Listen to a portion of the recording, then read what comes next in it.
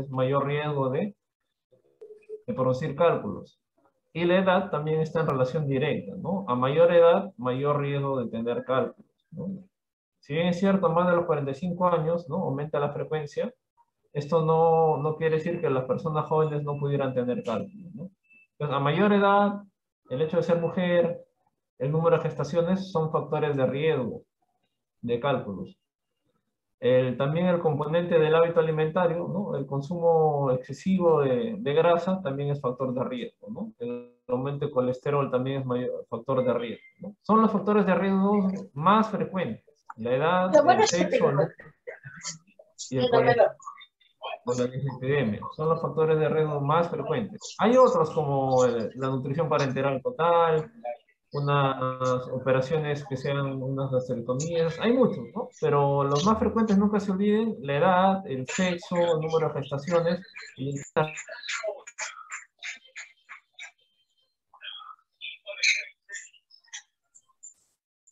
entonces, estos son los más frecuentes, ¿no? Cuando un paciente tiene cálculos en la vesícula, en la vía biliar, ¿no? El 80% son asintomáticos. Van a ser asintomáticos toda su vida, ¿no? Solamente menos del 20% llegan a desarrollar el famoso cólico biliar. Entonces tengan en cuenta esa consideración epidemiológica, ¿no? Si es que alguien de manera incidental se realiza una ecografía y encuentra cálculos en su vesícula, lo más probable es que se encuentre en ese grupo del 80% que toda su vida va a ser asintomático, ¿no? Okay. Y el otro dato epidemiológico importante a considerar es que de aquellos que son sintomáticos, de aquellas personas que tienen cálculos en la vesícula, ¿no? Y hacen su cólico biliar, el 5% de casos de estas personas van a tener coledocolitiasis, o sea, cálculo en el conducto coledo. Entonces, nuevamente, las estadísticas, el 80% de las personas que tienen cálculos en la vesícula son asintomáticos. Que es lo mismo decir que el 20% de las personas que tienen cálculos en la vesícula son sintomáticos. De este grupito del 20% que son sintomáticos, de este pequeño grupo, un 5% de ellos va a tener coledocolitiasis y va a requerir tratamiento definitivo, ¿no? El país a nivel mundial que tiene mayor prevalencia de cálculos, ¿no? En la vía biliar y en la vesícula es Chile. A nivel mundial es el país que le gana a todos, ¿no? Perú se comporta como un país de alta incidencia, ¿no? Similar, no llega tanto como Chile, pero similar, ¿no? En casística. Es un país de alta incidencia, alta prevalencia en cálculos, tanto en varones como en mujeres. En esta gráfica pueden ver, ¿no? Ven la vesícula y acá hay un cálculo en el fondo, ¿no? Entonces, cuando el paciente tiene cálculos en el fondo, no pasa absolutamente nada. Pero si el cálculo se enclava acá en el cuello de la vesícula, en el infundíbulo, y genera una obstrucción a este nivel, ahí origina el famoso cólico biliar, ¿no? Y una inflamación de la vesícula, una policistitis aguda.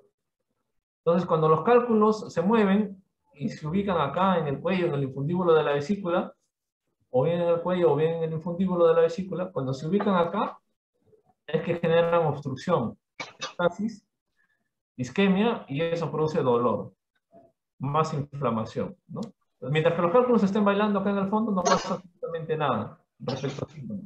Pero si se enclava acá en el infundíbulo, ahí va a aparecer en el 20% de casos el famoso cólico biliar, ¿no? Se entiende que a mayor número de cálculos, y si es que los cálculos son más pequeños, mayor posibilidad de que pasen acá y se enclaven acá, ¿no? Eso confiere un factor de riesgo importante. Para que un cálculo pueda pasar de la vesícula a través del cístico y llegar al colédoco, más o menos se estima que debe medir menos de 12 milímetros. Tienen que ser cálculos, mientras más pequeños, más fácil que pueda pasar por el cístico y llegar al colédoco, ¿no? ¿Qué otra patología tienen? Cuando el cálculo se enclava acá en este es el conducto cístico, cuando se enclava en el cístico y comprime la vía biliar extrahepática, eso se llama síndrome de Mirici, ¿no? Cuando se enclava acá en el cístico y empieza a comprimir y a dilatar los conductos hepáticos proximales, el derecho y el izquierdo, entonces esto se llama síndrome de Mirici, ¿no? Y cuando el cálculo desciende de la vesícula a través del cístico y desciende hasta el conducto colédoco, eso se llama coledocolitiasis, ¿no?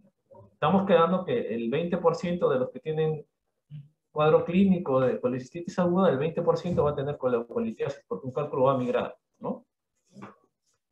Y como ven, en el tercio distal del conducto colédoco hay un conducto común. Es un conducto común hacia la vía biliar y es un conducto común hacia el Wirsum.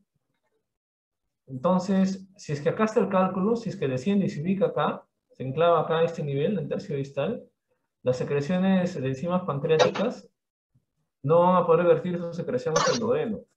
Entonces van a regresar por el mismo Wirsum, va a aumentar la presión de manera retrógrada y eso va a hacer que se estimule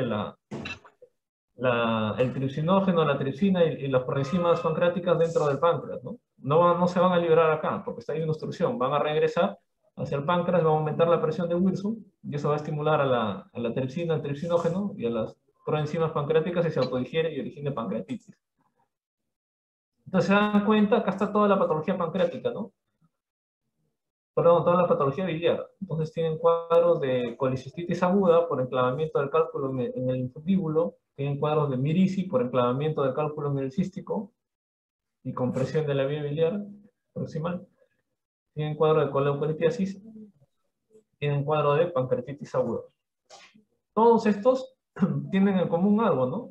Que el cuadro clínico es el mismo. Entonces, el cuadro clínico es consumir ingesta copiosa o rica en grasa y de manera súbita presentar dolor abdominal hipocólico en hipocondrio derecho, intenso, asociado a náuseas y vómitos, ¿no? Asociado a náuseas y vómitos. Si es que el cálculo está acá enclavado en el cístico, hay ictericia. Si el cálculo está enclavado, perdón, está en el colédoco, hay ictericia, ¿no? Ictericia y o coluria. Pero si solamente la obstrucción es acá, el problema está acá, acá no hay, si el problema es solamente de vesícula, cálculo de vesícula, acá no hay ni ictericia y no hay coluria. En otras palabras, un paciente que tiene un cólico biliar sin ictericia y sin coluria, esa es una colicistitis aguda, ¿no? Clínicamente hablando. Si un paciente viene por un cólico biliar, un dolor tipo cólico, de manera aguda, más ictericia y o coluria, esa es una coleocolitiasis o un mirici. ¿Cuál es más frecuente? ¿La coleocolitiasis o el mirici? Habíamos quedado que la coleocolitiasis es 5 a 10% y el mirici es menos del 0.1%. Entonces, recuerden, ¿no? Y miren, acá hay un dato, pancreatitis 5%. Entonces, estas estadísticas son bien importantes para responder preguntas y para la vida en general, ¿no? Todo paciente que viene a la emergencia por un cólico biliar, primera posibilidad colicistitis aguda, ¿no? Segunda posibilidad coleocolitiasis, otra posibilidad pancreatitis aguda y otra posibilidad mirici. ¿Cuál de los cuadros va con ictericia y coluria? Mirici y coleocolitiasis, ¿no?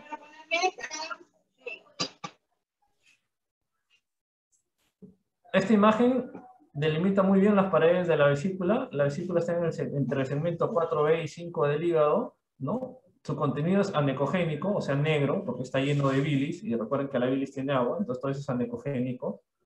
Y acá pueden apreciar una imagen esférica, hiperecogénica, blanquita, que proyecta sombra acústica posterior. Esa es la característica de un cálculo, ¿no? Entonces, el mejor examen para el diagnóstico de cálculos en la vesícula es la ecografía abdominal. Tiene una sensibilidad más del 95% y una especificidad del 99%. Si les preguntan cuál es el examen gold estándar para ver cálculos en la vesícula o colicistitis aguda, y les colocan CEPRE, resonancia, tomografía, ecografía, ustedes tienen que responder de manera segura que el mejor examen para mirar vesícula es la ecografía abdominal. Entonces, acá ven una vesícula con las paredes delgadas y con un cálculo, ¿no? Se llama colelitiasis, cálculos en la vesícula. Pero le había mencionado que cuando el cálculo se enclava en el bacinete, ¿no? En el cuello, puede originar una inflamación de la vesícula. Eso se llama colecistitis aguda. Y radiológicamente eso se puede mostrar con 3 signos, ¿no? La pared engrosada, más de 4 milímetros. La longitud de la vesícula, más de 10 centímetros. O la presencia de líquido alrededor de la vesícula. En esta imagen les voy a delimitar la vesícula, ¿no? Parece una pera. Acá está codada, esto es una vesícula. Y acá hay imágenes hiperecogénicas, estos son los cálculos, ¿no? Y acá hay líquido alrededor de la vesícula. Cualquiera de los tres signos, líquido alrededor de la vesícula, el diámetro más de 10 centímetros, o la pared engrosada mayor o igual a 4 milímetros, cualquiera de los tres, es suficiente para un diagnóstico definitivo de colecistitis aguda, ¿no? Si no encuentro ningún hallazgo, eso solamente es colelitiasis, cálculo en la vesícula. Y si encuentro algún hallazgo, eso es vesícula inflamada, colecistitis aguda. La resonancia es un buen examen, me permite ver también cálculos en la vesícula, pero miren su sensibilidad, 85%, ¿no? Entonces, por eso yo le decía, ¿cuál es mejor, la resonancia o la ecografía? La ecografía, ¿no? La ecografía es mejor, definitivamente.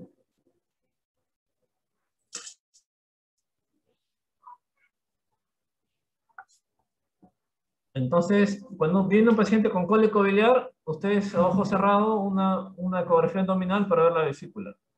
La ecografía abdominal también me sirve para ver el colédoco. Miren acá, este es el colédoco, el conducto colédoco, ¿no? Si el colédoco mide mayor o igual a 6 milímetros, estamos hablando de un colédoco dilatado, y obviamente el colédoco se dilata porque tiene algo en su lumen, ¿no? Puede ser cálculo, cáncer o parásito, ¿no? Si el paciente es añoso y baja de peso, puede ser un cáncer. Si viene de la selva y tiene eosinofilia, puede ser un parásito. Y si el paciente ha comido grasa y tiene un cuadro agudo, eso puede ser un cálculo, ¿no? La ecografía es muy buena para medir el diámetro del colédoco. Muy buena para decirme si está dilatado o no. Pero es un mal examen para encontrar cálculos en el colédoco. O sea, acá ven, por ejemplo, un cálculo, ¿ya? Pero esto es bien raro, ¿no? La posibilidad de encontrar cálculos en el colédoco es menos del 20%, ¿no? Tiene una sensibilidad muy baja. Tiene una sensibilidad muy baja. Entonces, nuevamente les repito, para encontrar cálculos en el colédoco, la ecografía tiene una sensibilidad muy baja. Sin embargo, la ecografía es muy buena para decirme si el colédoco está dilatado o no. Entonces, cuando yo sospeche de coledocolitiasis, clínicamente el paciente tiene cólico abdominal más ictericia. Eso es lo clínico. En la ecografía, yo sospecho de coledocolitiasis si el colédoco está dilatado. Y en el perfil hepático, yo sospecho de coledocolitiasis si es que la fosfatasa y la GGT está elevada. Porque esos son enzimas de colestasis, estasis de la vía biliar. O sea, que no fluye bien la vía, ¿no? Entonces, para la sospecha de coledocolitiasis, la clínica, dolor más ictericia, coluria. La ecografía, dilatación de colédoco, perfil hepático, fosfatasa y GGT elevado, ¿no? Esos tres datos, clínico, imagen, laboratorio, me hacen la sospecha de coledocolitiasis. Entonces, todo paciente que viene a la emergencia con cólico biliar más ictericia, el primer examen a solicitar, ecografía abdominal y perfil hepático, para mirar el diámetro del colédoco y las enzimas, la fosfatasa y la GGT. La resonancia es un muy buen examen, miren. Lo que ven hipointenso, o sea, de color blanco, es la vesícula con bilis. Y lo que ven hipointenso es el conducto colédoco, o sea, lo que ven blanco acá es el conducto colédoco con bilis. Y lo que ven hiperintenso, o sea, negro, son cálculos. Entonces, acá hay cálculos dentro del conducto colédoco. Y la colangioresonancia es un muy buen examen, tiene una alta sensibilidad para encontrar coledocolitiasis. La desventaja es que es costoso, ¿no? Entonces, cuando viene un paciente, esto es teoría, vamos a regresar acá a esta imagen de acá. Cuando viene un paciente a la emergencia por un cólico biliar, tengo que hacer un examen de ecografía. La ecografía me va a decir si la vesícula tiene colecistitis aguda o no, y me va a decir si el colédoco está dilatado o no, para sospechar en coledocolitiasis. Debo además solicitar un perfil, un segundo chicos, un segundo.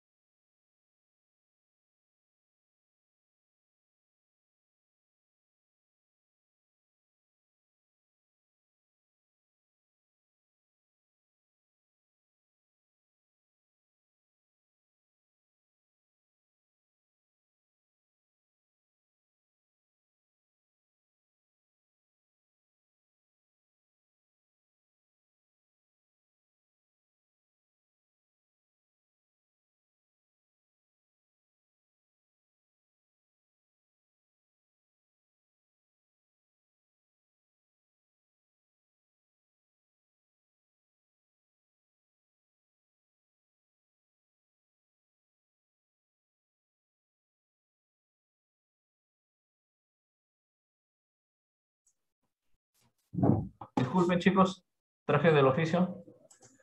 Muy bien, lo que tiene que quedar en claro, chicos, es que ustedes puedan... ¿Se escucha mi audio? Sí, Sí, doctor. doctor, se escucha. Lo que tiene que quedar en claro es que ustedes puedan diferenciar clínicamente y también por resultados de laboratorio y de imagen cómo es una colecistitis aguda y una coleocolitiasis. Ese es el primer objetivo de la clase. Clínicamente, fácil. Cólico biliar sin ictericia, colecistitis aguda. Cólico biliar más ictericia, coleocolitiasis. Hasta ahí creo que vamos bien. Lo segundo, una ecografía abdominal que me diga una vesícula con pared engrosada, ok, colecistitis aguda, no hay ningún problema. Y si me dice colédoco dilatado, sospecha de coleocolitiasis. Si me dice que el colédoco no está dilatado, pues no sospecharé en coleocolitiasis, ¿no? Porque obviamente un cálculo en el colédoco va a dilatar, lo va a dilatar.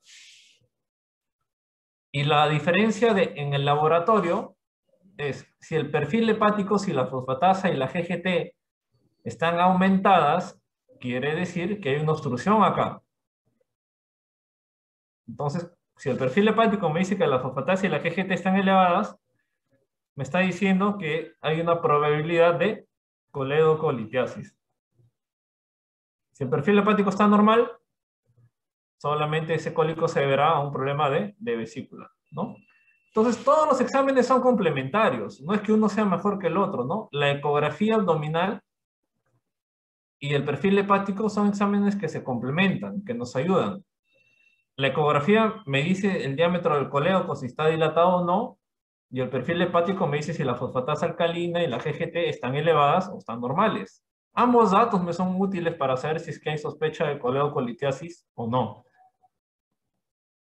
Hasta ahí, chicos, por el chat, por favor, necesito que ahorita me comuniquen alguna duda que tengan, si es que tienen alguna duda, si es que pueden diferenciar o no pueden diferenciar, o si es que ven que está claro el tema, ¿no? Ese es el objetivo básico, ¿no? Diferenciar colecistitis aguda de coledocolitiasis. Entonces, ahí las dudas, por favor, escriban en el chat, o caso contrario, no se pueden hablarlo por acá. Y si es que hasta el momento no hay dudas, pueden poner OK. Las medidas, OK. Entonces, para colecistitis aguda, son 3 medidas. 3 medidas son para colecistitis aguda. Diámetro mayor a 10 centímetros. Diámetro mayor a 10 centímetros. Pared mayor o igual a 4 milímetros. Ese es para colecistitis aguda. Y para coledocolitiasis es colédoco dilatado mayor o igual a 6 milímetros.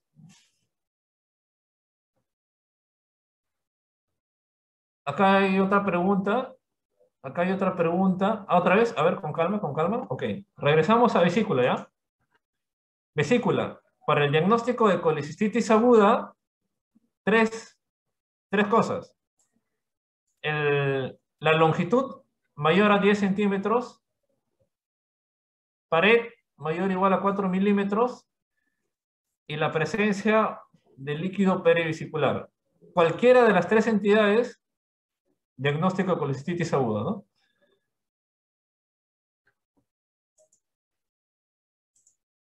Para coledocolitiasis, coledocolitiasis, la sospecha es cuando el colédoco está dilatado, o sea, cuando mide mayor o igual a 6 milímetros.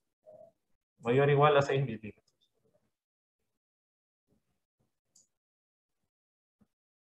La densidad del cálculo, para hablar sobre una entidad hipodensa o isodensa, eso es la tomografía de abdomen. Cuando hablamos de densidad es tomografía abdominal. Por ecografía, nosotros vemos esto de acá. Esta es la imagen de ecografía, una imagen hiperecogénica. Es imposible saber si este cálculo es de colesterol, si es mixto, no se sabe. Hiperpigmentado, no se sabe, es imposible saber. Acá hay otra buena pregunta, diferencia entre colelitiasis versus colecistitis aguda. Es una excelente pregunta. Colelitiasis. Cole es vesícula y litiasis es cálculo. Colelitiasis significa cálculo en la vesícula. Esto básicamente es un término que hace referencia a todos los pacientes que están asintomáticos y de alguna u otra manera se ha encontrado un cálculo en la vesícula, ¿no? Por la ecografía. Entonces son pacientes asintomáticos.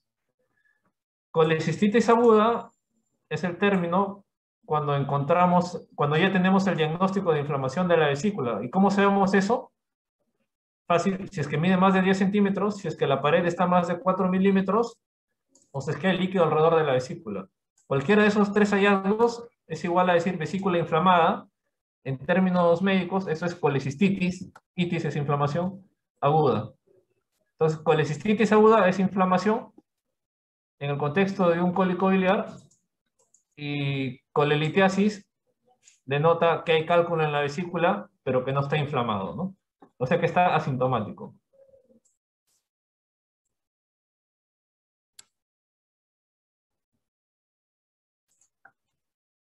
Los cálculos, si están en las vías biliares proximales, en las vías biliares intrahepáticas, originan la misma clínica, ¿no? Dolor abdominal tipo cólico, ¿no? Exactamente la misma clínica. Si está en las vías intrahepáticas, la misma clínica. Siempre que está en la vía biliar, sea el conducto hepático, sea el hepático derecho, izquierdo, el hepático común, el colédoco, siempre que esté en la vía biliar, siempre va a haber colestasis, por lo tanto siempre va a haber alteración del perfil hepático, ¿no? Y siempre van a estar dilatadas las vías biliares.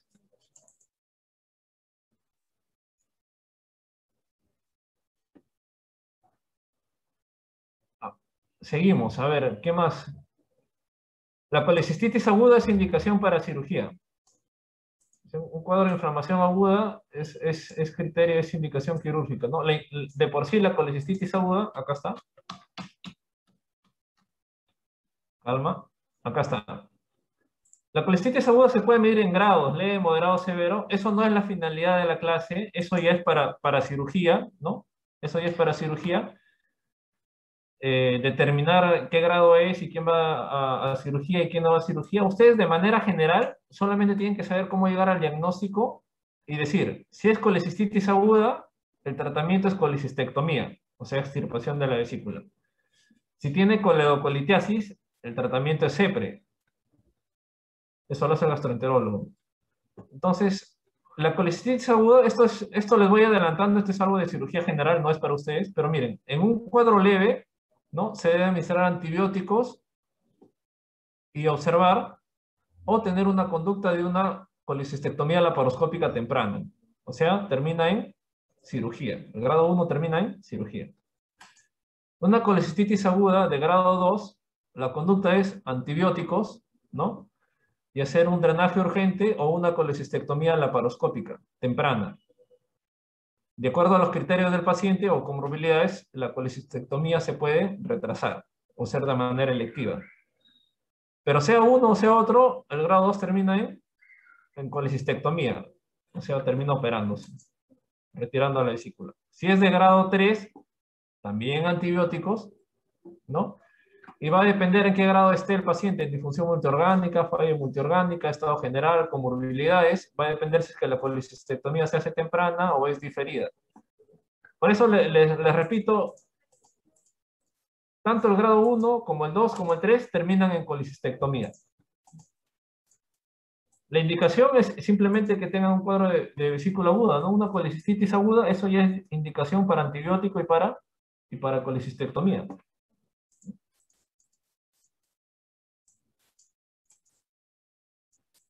Volvemos al chat. Volvemos al chat.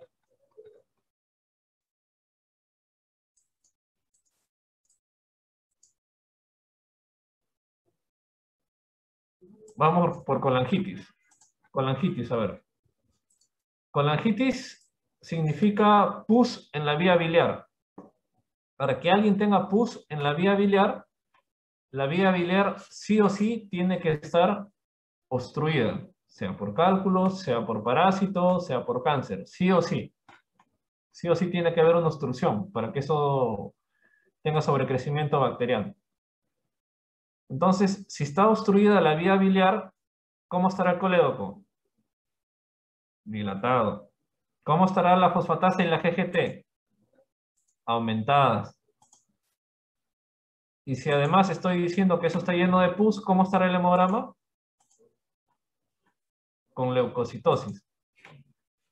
Entonces, eso fue lo que se reunieron en Tokio en el 2013 y lo revisaron en el 2018. Propusieron unos criterios y ellos llamaron colangitis aguda cuando ocurre pus en la vía biliar, y en otras palabras lo desagregaron y ellos mencionaron colangitis aguda va a ser cuando el paciente tenga el colédoco dilatado, la fosfatasa alcalina aumentada y leucocitosis, ¿no? Entonces ellos dijeron un criterio de imagen, colédoco dilatado, un criterio de laboratorio, la fosfatasa alcalina elevada, y un criterio de inflamación con leucocitosis. Cuando cumple los tres criterios de Tokio, a eso le llaman colangitis aguda, ¿no? Con una sensibilidad del 83%, ¿no? Entonces, la pregunta está nuevamente acá en esta figura. ¿Cómo diferencio uno de otro? Entonces, paciente con un cólico biliar, policistitis aguda.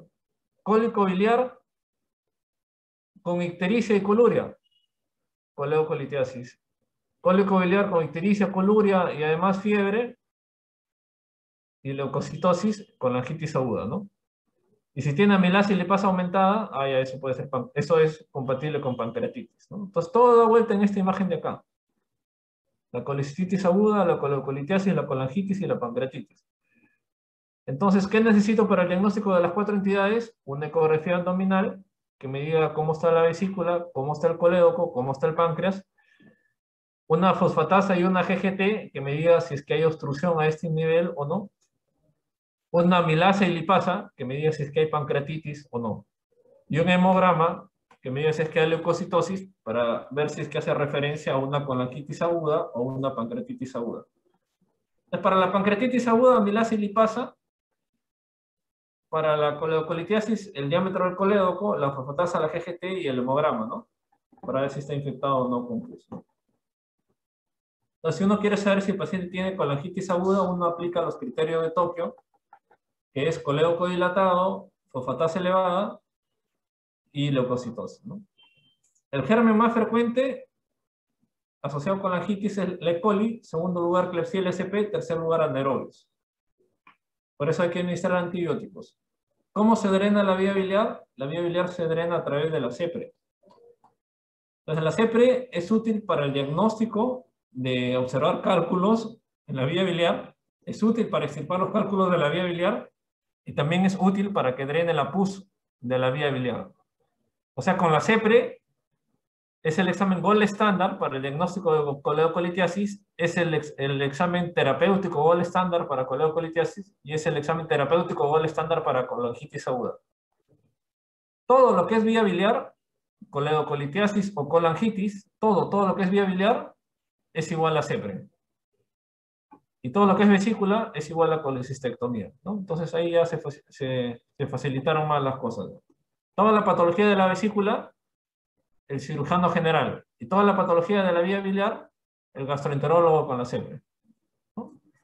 Entonces la CEPRE es un procedimiento endoscópico, ¿no? Cabe en el duodenoscopio, para ingresar a la vía biliar, para brindar información de qué está pasando dentro de la vía biliar, para brindar el diagnóstico definitivo que está pasando en la vía biliar y para además resolver qué es lo que está pasando dentro de la vía biliar, ¿no? Puede extirpar los cálculos y puede drenar la pus, ¿no?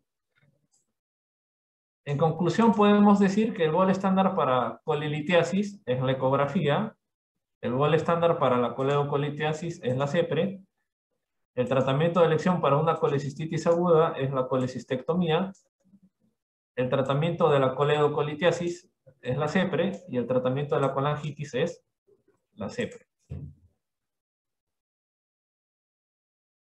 Entonces vamos a ver, nuevamente regresamos al chat y a las dudas existenciales. A ver.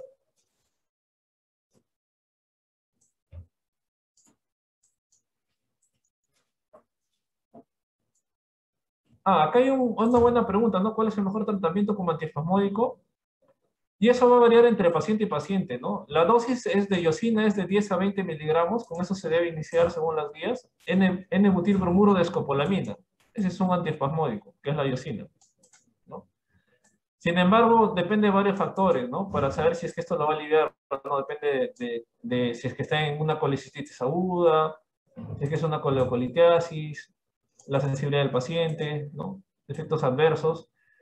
El mejor medicamento tiene que ver con la dosis administrada, la capacidad de tolerar y los efectos adversos, ¿no? Por ejemplo, la N-butilbromuro escopolamina es un buen antiespasmódico. Muchos cólicos biliares van a ser con una sola dosis de una ampolla y otros no, ¿no? Entonces, esto depende de paciente en paciente, ¿no? Uno puede utilizar N-butilbromuro escopolamina, puede utilizar AINES como el ketorolaco, diclofenaco, metamizol, o puede utilizar derivados de opioides como el tramadol, ¿no? Entonces, cada paciente es diferente, ¿no? Y hay que recordar que cada paciente trae comorbilidades, ¿no? No es lo mismo un paciente con arritmia cardíaca que un paciente sin arritmia cardíaca. Entonces, la iosina, por ejemplo, produce taquicardia. Entonces, a estos pacientes con cólicos biliares y que tienen enfermedad de fondo arritmia, no les podemos dar iosina. Podremos darle un AINE o el tramadol. Entonces, en sí, el mejor antiespasmódico va a depender de qué comorbilidades tenga el paciente, efectos colaterales y dosis, ¿no? En líneas generales tienen que saber qué fármacos se pueden utilizar. Tienen los AINES, tienen los antiespasmódicos como el N-butilbromuro de escopolamina y tienen los derivados de los opioides como el tramadol. Deben utilizar esto, siempre es de menor a mayor escala. Siempre comienzan con iosina o AINES y lo van escalando hasta tramadol o petidina, ¿no? Siempre de manera escalonada. Y realmente no hay un mejor no es que uno sea mejor que el otro, porque depende de los factores de cada paciente, ¿no? Se individualiza, ¿no? La recomendación es comenzar siempre con iosina, a menos que el paciente tenga arritmia. La fiebre, a ver, diferencia en cuanto a la clínica. La fiebre o bien ocurre cuando el paciente tiene colangitis aguda o bien cuando tiene pancreatitis aguda. Entonces, ¿cómo sé si tiene colangitis aguda? Criterio de Tokio. ¿Cómo sé si tiene pancreatitis aguda? Amilasa y lipasa, ¿no? Cuando un paciente tiene alterado o está obstruida la vía biliar, yo les mencioné que la fosfatasa y la fosfatasa alcalina y la GGT se elevan, ¿no? Porque esos son parámetros de colestasis. Se elevan mucho la fosfatasa y la GGT. También se elevan las transaminasas, también. Pero se elevan de manera, se elevan muy levemente. Sí se llegan a elevar, pero muy levemente, ¿no? Si el punto de corte de las transaminasas es 40, se pueden elevar, por ejemplo, a 50 o 60, hasta 60. Es un aproximado.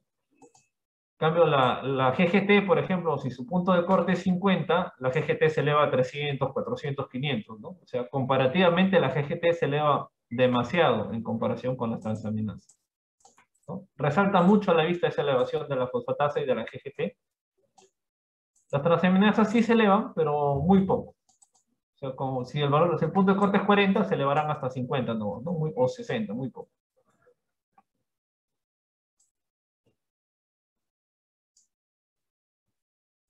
En definitiva, el manejo de la colelitiasis asintomática va a depender, uno, de la edad y otro va a depender de las comorbilidades y otro del número de cálculos que tenga el paciente, ¿no? Si el paciente tiene, por ejemplo, tiene una colelitiasis y es un paciente senil, mayor, más de 60, 65 años, 70 años, un paciente geronte con colelitiasis asintomática, se prefiere observar, no hacer nada, ¿no? O sea, no ingresarlo a sala de endoscopía, porque este paciente va a ingresar en el grupo del 80% de pacientes que tuvo su cálculo y lo va a tener toda su vida y nunca va a tener un síntoma, ¿no? A diferencia del paciente joven, el paciente joven con colelitiasis asintomática, ese paciente sí va a estar expuesto, tiene, digamos, desde los 25 años hasta los 75 que se muere, tienes ese rango de 50 años que puede desarrollar colecistitis aguda, colitiasis, colangitis aguda. Entonces, la edad sí es un factor importante para indicar si es que podría ir o no podría hacer las operaciones, ¿no? Entonces, un paciente geronte con comorbilidades, preferible no va a sala. Un paciente joven, sin comorbilidades, preferible sí va a sala. Esa es la conducta. Su compañera pregunta sobre el rol de la colangioresonancia. El rol de la colangioresonancia, su utilidad está cuando hay duda. Hay duda acerca de si es que el paciente tiene coleocolitiasis o no tiene coleocolitiasis. Entonces yo les voy a colocar un ejemplo. A ver, un paciente de 45 años, una mujer obesa de 45 años con un cólico abdominal, ¿no? Tiene un cuadro clínico de un cólico abdominal después de comer chicharrón. Ustedes van a estar con la duda si es una colecistitis aguda y una coleocolitiasis. Entonces yo les expliqué que cuando hay sospecha de coleocolitiasis, el colédoco está dilatado y el perfil hepático está alterado, ¿no? Colédoco más de 6 milímetros y la fosfatasa elevada. Pero ¿qué pasa si el colédoco sale normal y la fosfatasa sale elevada? Entonces hay una discrepancia entre el laboratorio y la ecografía. O al revés, ¿qué pasa si el colédoco me sale dilatado y el perfil y la fosfatasa normal? Hay una discrepancia entre lo que dice el laboratorio y lo que dice la ecografía. Entonces, cuando hay esa discrepancia, eso se llama coleocolitiasis de moderada probabilidad, cuando hay esa discrepancia, hay una duda si es que hay o no hay coleocolitiasis. Entonces, tenemos que salir de esa duda. Y para salir de esa duda, se solicita un examen que se llama colangioresonancia, que es este examen de acá. Lo utilizamos cuando hay una discrepancia entre lo que manifiesta el ecografista y el resultado del perfil hepático. Cuando solamente uno de los dos está alterado, tengo que salir de la duda si es que hay o no hay coleocolitiasis. Es ahí cuando yo indico una colangioresonancia.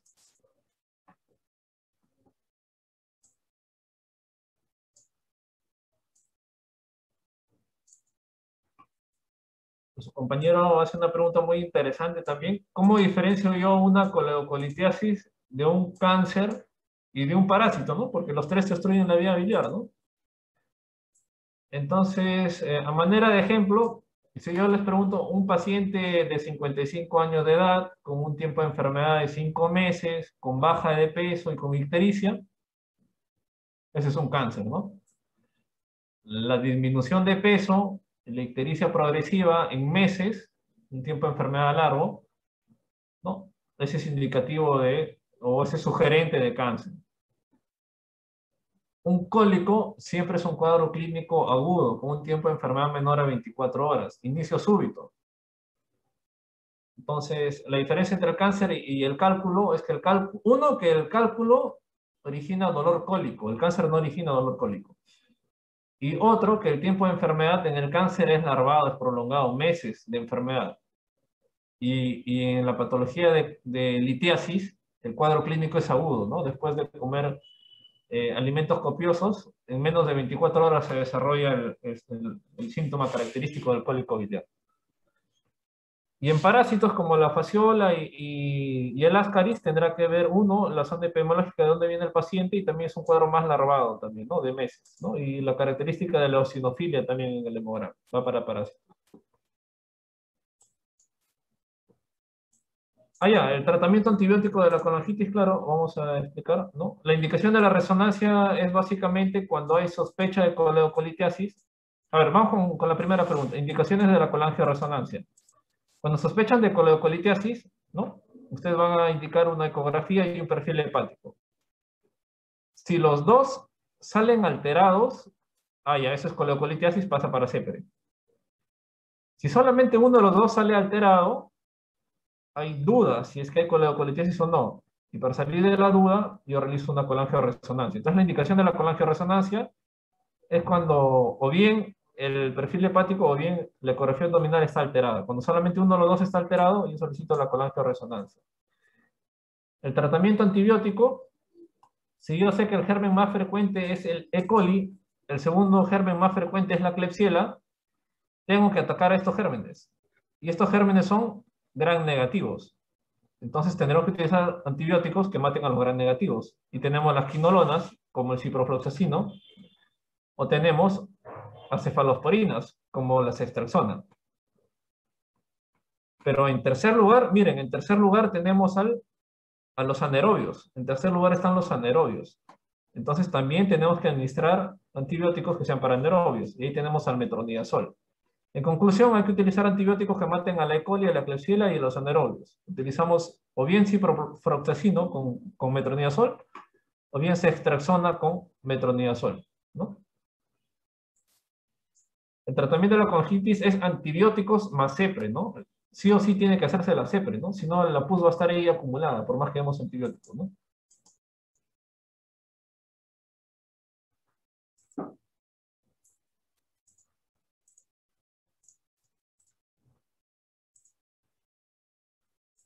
Muy bien, chicos, ¿más preguntas? ¿Dudas existenciales?